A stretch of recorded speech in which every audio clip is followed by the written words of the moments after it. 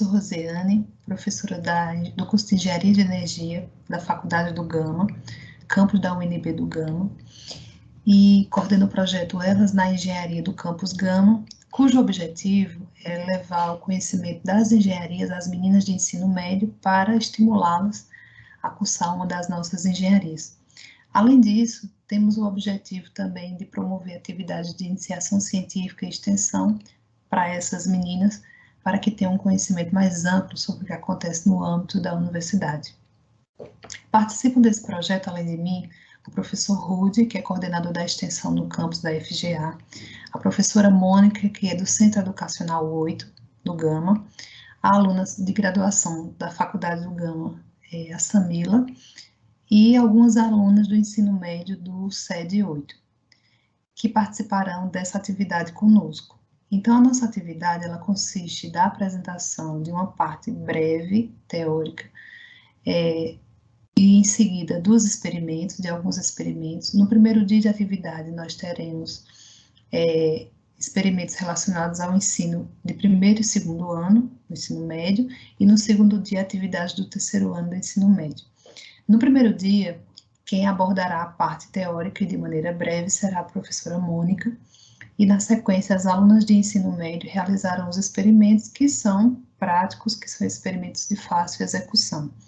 No segundo dia, eu abordarei a questão teórica também de maneira breve, e na sequência as meninas farão a apresentação dos experimentos da mesma forma que no primeiro dia. Então, eu espero que todos gostem e boa semana universitária a todos. Então, vamos apresentar mais uma das aulas, e essa será sobre oxirredução, mais especificamente sobre as regras de inox. Então, como vocês podem ver, essa figurinha aqui mostra um navio enferrujado, né? A gente tem a ferrugem aí tomando conta desse navio, e ocorreu o aparecimento da ferrugem justamente por conta de um processo de oxirredução. A oxidação sempre será a perda de elétrons num processo, né, em que ocorrem reações de oxirredução. Então, se na oxidação há perda de elétrons, na redução vai ser o ganho. Então, as reações de oxirredução, na verdade, ocorrem quando há transferência de elétrons. Então, quando alguém oxida, perde elétrons, e quando alguém reduz, vai ganhar esses elétrons que o outro perdeu. Aqui temos o exemplo do magnésio, que sofre oxidação, perdendo 2 elétrons, e o oxigênio ganhando esses 2 elétrons, sofrendo redução. Então, aqui o Mg tem inox mais 2 e o oxigênio menos 2. E aqui ele se diz, né, que devido à transferência de elétrons, ocorre mudança na carga elétrica das espécies químicas, e essa mudança de carga elétrica é denominada por número de oxidação, ou mesmo NOx. Muito bem. Mas como é que ocorre essa mudança de carga em compostos iônicos e covalentes? Bom, em compostos iônicos, o NOx será a própria carga do íon. Então, a gente viu no exemplo anterior, né, que o magnésio ele perdeu 2 elétrons e assim o oxigênio ele ganhou 2, como o exemplo que a gente viu. Então, isso vai ser a quantidade, né, aquela carga que o átomo perdeu, o outro ganhou os elétrons. Nos compostos covalentes, não há um átomo que perca e o outro ganha elétrons, porque, na verdade, eles compartilham elétrons. Nas ligações covalentes, na verdade, né, há compartilhamento de elétrons. Mas o conceito de número de oxidação também pode ser levado em consideração para os compostos covalentes. Então, aí, nesse caso, seria a carga elétrica teórica que o átomo iria adquirir se houvesse uma quebra de ligação, aquela ligação covalente. Os elétrons ficam com o átomo que é mais eletronegativo. Então, em compostos covalentes, os elétrons ficam no átomo mais eletronegativo. Esquematicamente, a oxidação, ela vai ser sempre ter uma carga, o NOx vai ter carga, as cargas serão positivas, né? E na redução, as cargas serão negativas. Então, a gente vê aqui esse esqueminha para não esquecer. Muito bem, então aí o NOx de cada átomo, como primeira regra para a determinação do NOx, né? O NOx de cada átomo é uma substância simples, ele é sempre zero. Nesse caso, os átomos, eles apresentam a mesma eletronegatividade. Então, por exemplo, havendo uma quebra de ligação, nenhum perde ou ganha elétrons. Então, aqui a gente tem o exemplo do oxigênio, né? Que, nesse caso, a gente tem ele O2, o O2 e o O3 aqui, mas se enquadra nesse caso aí, né? Como segunda regra, a gente tem o NOx de um íon monoatômico, né, que é sempre igual à própria carga. Então, aqui a gente tem o potássio, a gente tem alguns elementos aqui com a carga dele, e o NOx vai ser sempre igual à própria carga dele, certo? Como terceira regra, a gente tem que existem elementos que apresentam um NOx que é fixo. Então, por exemplo, os metais alcalinos, né, a família 1A da tabela periódica, eles apresentam NOx mais 1. Então, aqui a gente tem, por exemplo, o K2SO4, né? Então, o potássio, aqui, o NOx dele vai ser mais 1. É uma regra, porque ele está aí, ele é um metal alcalino. Os alcalinos terrosos, da família 2A, eles têm NOx 2+, ou mais 2, né? Aqui no caso do óxido de cálcio, né? Vamos ter o cálcio com NOx mais 2. O zinco, que tem NOx mais 2, também aqui, temos o sulfato de zinco, nesse caso, e aí o NOx mais 2. A prata, do mesmo jeito, NOx mais 1, o alumínio mais 3, e aí são elementos que têm realmente o NOx fixo. Quarta regra, nós temos o NOx do elemento hidrogênio, né? Nas substâncias compostas, geralmente ele é mais 1. Então, aqui a gente tem o HBr, H2SO4, e ele, o hidrogênio nesse caso, com o NOx mais 1. E quando o hidrogênio estiver ligado a um metal, né? Formando hidretos metálicos, por exemplo, seu NOx vai ser menos 1.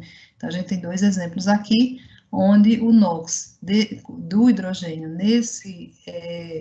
formando esses hidretos, ele é menos 1.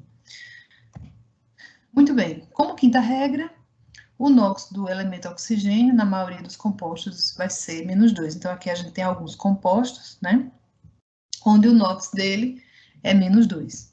E aí, no fluoreto de oxigênio, como o flúor ele é mais eletronegativo, né, então o NOx do oxigênio é mais 2. E aí, em peróxido, por exemplo, o NOx do oxigênio é menos 1. Então, aqui a gente faz a continha, né, com esse balanço de cargas, e aí a gente chega à conclusão que ele é 0, mas o NOx do oxigênio aqui nos dois casos ele vai ser menos 1. A sexta regra, né? Os halogênios apresentam NOx menos 1, e quando formam composto com dois elementos, os quais são mais eletronegativos, no caso, o NOx dele aqui é menos 1, né? No caso aqui, os mais eletronegativos, cloro, bromo, flúor. Já a sétima regra, ela fala que a soma dos NOx de todos os átomos constituintes de um composto iônico ou molecular vai ser sempre 0. Então, 0, né?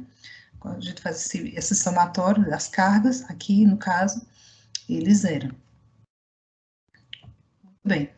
E na oitava regra, ele fala que no íon composto, o somatório do NOx é igual à carga do íon. Então, a variação de NOx nas reações de oxirredução é o que ocorre que a gente observa na questão das pilhas, por exemplo, né? Então, a gente tem aqui um exemplo da reação entre o cobre e a solução aquosa do AgNO3, e associando-se ao conceito de NOx, nós teremos, para cada um deles, uma semi-reação. Então, aí ocorre uma semi-reação onde há perda de elétrons, onde a gente já viu lá no início, né, que havendo perda de elétrons vai haver uma reação de oxidação e havendo ganho de elétrons, redução. Então, por exemplo, aqui tem o cobre, né, ele perde 2 elétrons, então aí quando ele perde elétrons, a reação é de oxidação, então o NOx dele aumenta, ele passou de 0 para mais 2, o 2+. No caso aqui da prata, né, houve redução, então se há redução, há ganho, então aqui ganho de 1 elétron.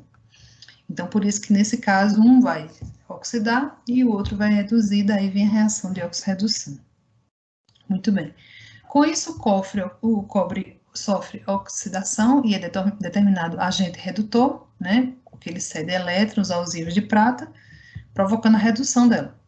E aí os íons prata sofrem redução e são o agente oxidante, porque recebem os elétrons cobre, provocando assim a sua oxidação. Então, o cobre perde elétrons, sofre oxidação, é o agente redutor. A prata ganha elétrons, sofre redução, é o agente oxidante. Com isso, finalizamos a aula. Oi, meu nome é Bianca, eu sou estudante do SED 8 do Gama e faço parte do projeto Elas na Engenharia. E hoje eu vou fazer o experimento da violeta que desaparece. Eu vou precisar de 40 ml de água, 20 ml de vinagre e 20 ml de oxigenada 10 volumes. Também vou usar permanganato de potássio, que é um remédio que a gente usa quando tá com catapora. Agora eu vou misturar permanganato de potássio na água.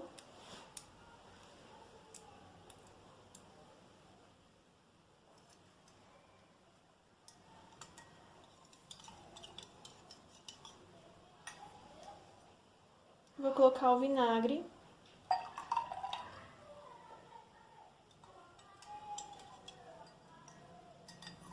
E por último, a água oxigenada.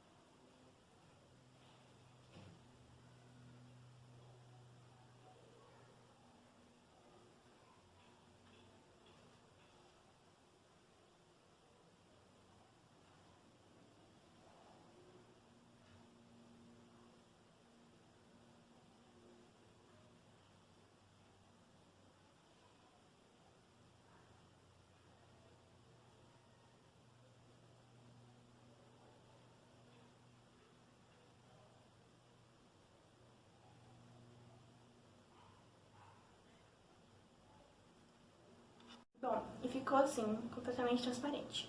E isso acontece porque o permanganato de potássio, quando ele se mistura com a água, ele se separa. E é o potássio de permanganato. E eles formam íons. O potássio, ele fica positivo e o permanganato fica negativo. E este íon de permanganato, quando ele se mistura com a água oxigenada e com o vinagre, ele perde o seu oxigênio e forma íon manganês, que é completamente transparente. E o bom dessa experiência é que dá pra gente ter outro resultado só tirando o vinagre. Agora eu vou misturar permanganato de potássio na água.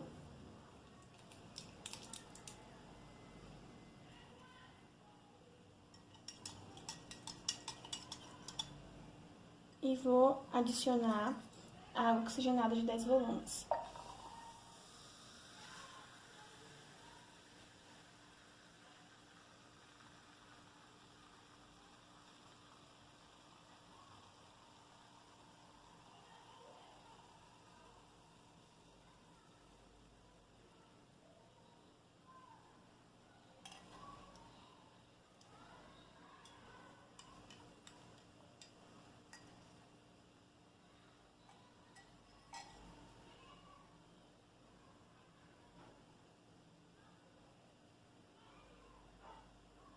Segundo experimento, eu só misturei água oxigenada com permanganato de potássio e formou o dióxido de manganês.